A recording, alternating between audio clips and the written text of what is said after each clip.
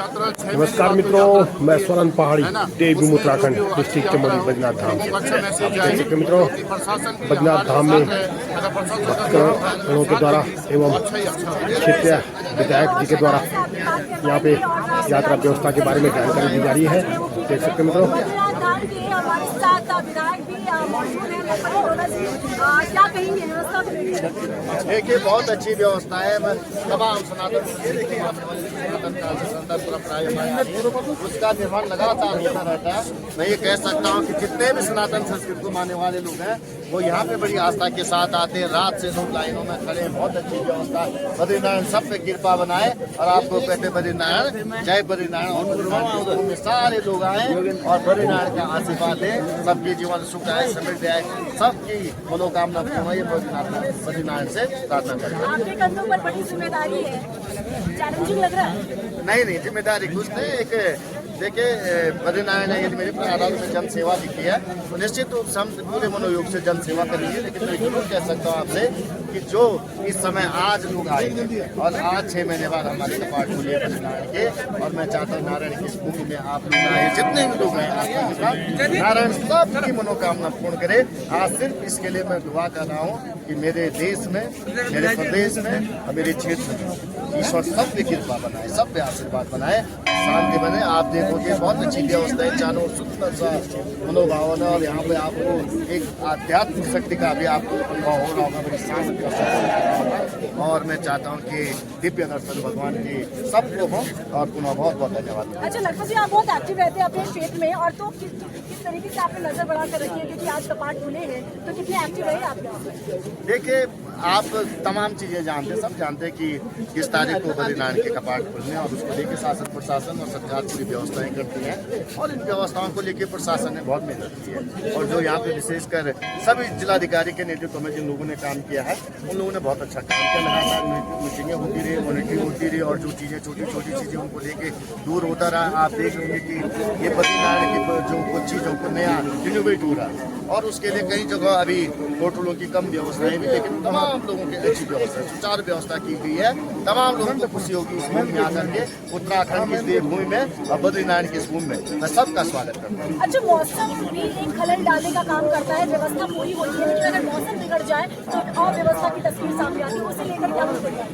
देखिए, प्रकृति पर तो किसी का रोक है नहीं, और लोग आते भी इसलिए हैं नारायण के दर्शन के साथ साथ खूबसूरत वादियाँ आप देखोगे। मौसम धूप लगती है, हल्की गुनगुनी धूप होती है, यहाँ बारिश होती है और बर्फ गिरती है, इसके लिए भी लोग देखने आते हैं। और हम चाहते हैं बारिश हो, सब लोग चाहते हैं हल्की हल्की बारिशें हो, ताकि हरा भरा हमारा पहाड़ दिखे, लोग आए, उनको जो गर्मी जो नीचे 40-45 डिग्री सेल्सियस से गुजरा रहे बच्चों के साथ लोग यहाँ पे आते हैं, तो हमारे आध्यात्म के साथ और जो इस से लोग आते हैं बहुत अच्छी बात है। प्रकृति की नियति है, और इसमें किसी चीज़ की घबराने की जरूरत नहीं है।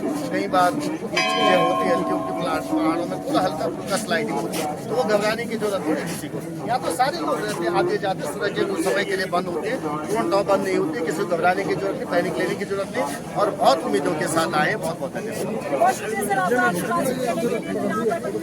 लगभग 4 साल से साइकिल चला रहा हूँ। लगभग 45,000 किलोमीटर की मेरी यात्रा हो चुकी है। गुजरात, महाराष्ट्र, दमन, तेलंगाना, हैदराबाद, आंध्र प्रदेश, कर्नाटक, केरल, उत्तराखंड में पहुंचा हूं।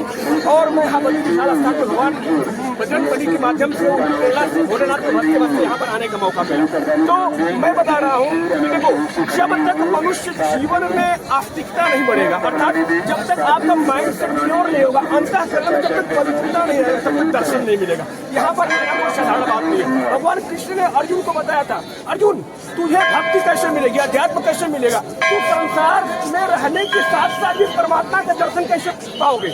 उसके लिए भगवान कृष्ण ने अर्जुन को अध्याय 7 की श्लोक नंबर 10 में श्रीमद् भगवद गीता में ज्ञान विज्ञान योग में बताते हैं क्या, तेषां शतयुक्तानां भजितां प्रीतिपूर्वकं ददामि बुद्धि योगं तं येन मामुपैति। अर्थात भगवान कृष्ण ने अर्जुन को बताया, जो मनुष्य लगातार किसी भी कर्म को कॉन्फिडेंस से, माइंड सेट को स्टेबल करके करता है, उसे कोई भी चीज इम्पॉसिबल नहीं है। अर्थात when your mind is just concentrating for any target, you can just achieve that goal, है ना। तो उसके लिए परमात्मा का दर्शन सुलभ हो जाता है। कहते हैं कि बिन सति संग विवेक न होई, जब तक आप अच्छा चर्चा नहीं करोगे, डिस्कशन नहीं करोगे, कॉन्फिडेंस में नहीं रहोगे, जब तक रियलिटी को आप फील नहीं करोगे, जब तक आपका कॉन्फिडेंस पॉजिटिव नहीं रहेगा, तब तक आप उसको अचीव नहीं करोगे। आज वो बद्रीनाथ दर्शन कर लो, है ना। बोलिए बद्री विशाल भगवान की। भगवान कृष्ण एक चीज बताते हैं अर्जुन को, दो लाइनें अगर भगवान बद्री विशाल के लिए आप गुनगुनाएं तो क्या गुनगुनाएं? हाँ, तो उसके लिए एक भजन गाऊंगा। क्या? नमो नारायण हरि ओम नमो नारायण जय बद्री विशाल भगवान जय बद्री विशाल जय बद्री विशाल भगवान भोलेनाथ भगवान शंभुनाथ नमः शिवाय बोलो नमः शिवाय जय भोलेनाथ बोलो जय भोलेनाथ नारायण नारायण नारायण श्रीमान नारायण बोले बद्री विशाल भगवान की। क्या नाम है आपका? मैं हेमंत भगवान कोलकाता से। अच्छा, बद्री विशाल के दर्शनों के लिए कब से आ रहे हैं, किस तरह की अनुभूति है, क्या कहना है? देखिए, मैं 2002 से आ रहा हूँ बद्रीनाथ भगवान के यहाँ, और केदारनाथ भगवान के यहाँ भी आता हूँ। 2006 में शंकराचार्य जी, जो जगत गुरु स्वरूपानंद जी शंकराचार्य जी जो थे, उन्होंने केदारनाथ भगवान के अंदर आदि गुरु शंकराचार्य जी की जो समाधि थी, पहले वो एक टीना के नीचे जो बनी हुई थी उसके अंदर थी। आदि गुरु शंकराचार्य जी की मूर्ति थी और नीचे में एक शिवलिंग था। तब हमने शंकराचार्य जी से कहा, क्योंकि शंकराचार्य जी जो है वो हमारे गुरु है, गुरु जी है। तो जब हमने उनको कहा कि शंकराचार्य जी, आदि गुरु शंकराचार्य जी की जो समाधि है केदारनाथ में, वो पीछे है और वो टीन के नीचे है। तो मैंने जब फोटो खींच के उनको दिखाई उस समय, तो उन्होंने कहा कि ये हमारे दादा गुरु है और दादा गुरु होने के नाते हम इसकी समाधि का पूर्ण उद्धार करेंगे। तो उस समय शंकराचार्य जी ने जब अनाउंस कर दिया, 2004 में अनाउंस किया, फिर बाद में जब समाधि बनने स्टार्ट हुई तो 2006 साल समथिंग, 2006 या 6 हुआ होगा। 6 में जब वो समाधि बन के रेडी हो गई तो नीचे से शिवलिंग गई थी। एक शिवलिंग जो गई थी वो साढ़े 5.5 फुट की गई थी, जो स्फटिक की थी, 4.5 फुट की स्फटिक की थी। और जो ज्वेलरी गई थी उसका वजन जो था 1780 किलो, एक्जैक्ट वजन बता रहा हूँ, 1780 किलो का वजन था, जो जयपुर से बन के आई थी, ब्लैक कलर की ज्वेलरी। उस समय 14 किलोमीटर पैदल जाना पड़ता था।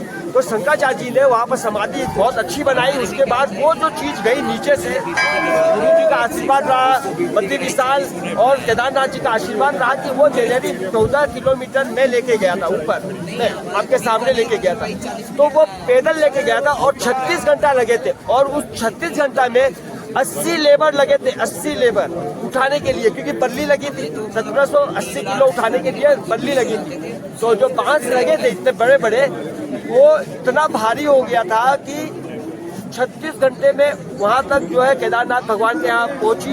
वहाँ पर नोटियाल जी वगैरह थे, सीएम वगैरह सब आए थे और उन्होंने वहाँ पर उनकी प्राण प्रतिष्ठा की, ज्वेलरी की, मतलब शिव जी की शिवलिंग की, जो कि स्फटिक का था, जो अपने आप में बहुत यादगार है।